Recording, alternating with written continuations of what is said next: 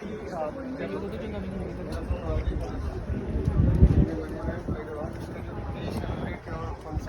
are from the Ghaziabad EV. So starting with the very first drone. So basically this drone was, so usually the drones that you see are in X configuration. This specifically was made in X configuration. You have developed it by your own. Yes, the whole drone was manufactured and designed in-house only.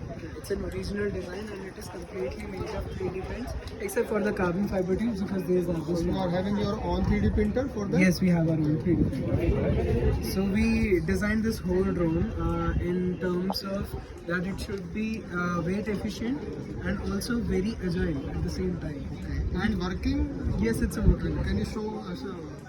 Actually, we cannot right now because we do not have the permissions for the flight. Okay, that's fine. But then, yes, it's a working model and it has a Hair 3 GPS module, Cube flight controller, and a Raspberry Pi 5 given as a microcontroller.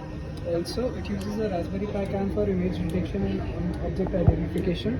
It also has a payload attachment for 200 grams of payload. It can take flight manually and autonomously, like it can be completely programmed. How much height it can achieve? It can take height of more than 15 meters. The reason I have to say 15 meters is because of the regulations and rules from the DGCA, because it falls under the category of micro. How much speed it can attain? Maximum speed? Maximum speed it can attain of it is not really measured right now, but still it is very fast and efficient. How much it cost?